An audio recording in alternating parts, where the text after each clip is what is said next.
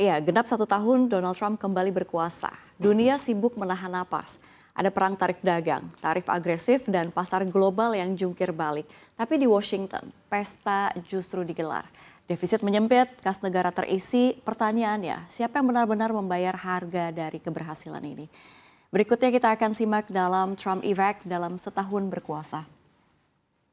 Genap 1 tahun kepemimpinan Donald Trump sebagai Presiden Amerika Serikat sejak dilantik pada 20 Januari 2025, di tengah sorotan terhadap arah kebijakan ekonominya, defisit anggaran Amerika Serikat pada tahun kalender 2025 justru menyusut menjadi 1,67 triliun US dollar, level terendah dalam 3 tahun. Data Departemen Keuangan Amerika Serikat menunjukkan defisit pada Desember 2025 sebesar 145 miliar dolar. Dan kalau kita lihat di saat yang sama penerimaan bea masuk melambat menjadi 28 miliar. Ini pula terendah sejak Juli.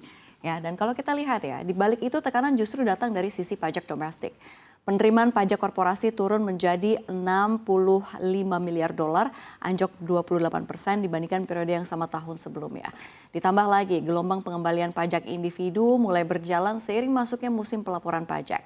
Sebagai catatan, untuk 3 bulan pertama tahun fiskal 2026 yang dimulai 1 Oktober, defisit sudah mencapai 602 miliar dolar Amerika Serikat.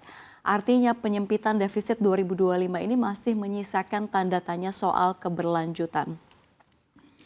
Kita lihat defisit turun, utang naik. Di saat yang sama memang kebijakan dalam One Big Beautiful Big Act ini diproyeksikan menambah defisit sebesar 3,4 triliun.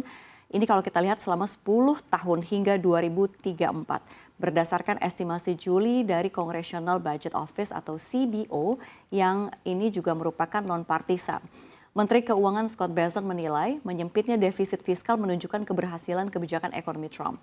Untuk tahun fiskal 2025 yang berakhir 30 September, rasio defisit terhadap PDB diperkirakan turun menjadi 5,9% dari sebelumnya 6,3% pada tahun sebelumnya.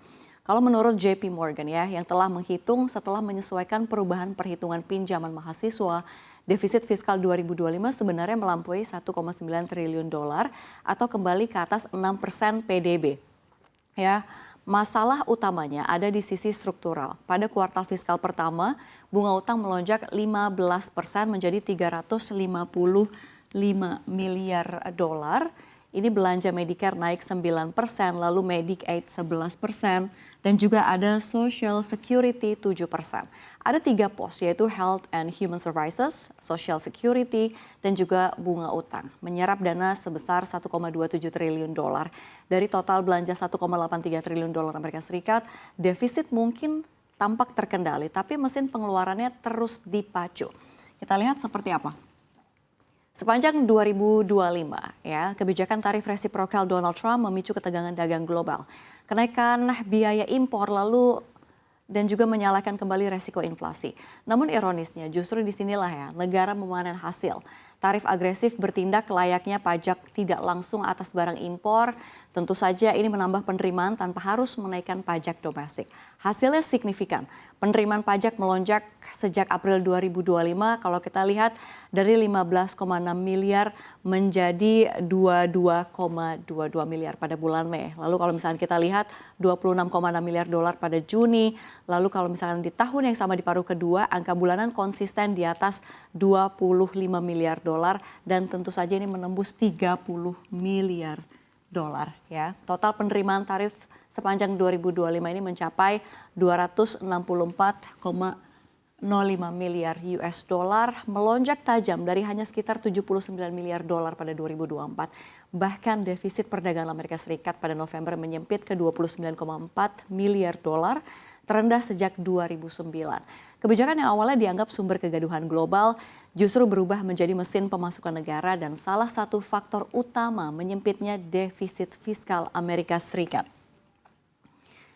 Setahun Trump berkuasa, Amerika Serikat memang tampak berpesta ya. Defisit menyempit, kas terisi, dan juga tarif mengalirkan dolar. Tapi sebenarnya pondasinya rapuh. Ditopang pajak impor, utang berbunga tinggi tentu saja, dan juga beban sosial yang terus membengkak. Dunia membayar ongkosnya, sementara Amerika Serikat menikmati hasilnya, setidaknya untuk sekarang.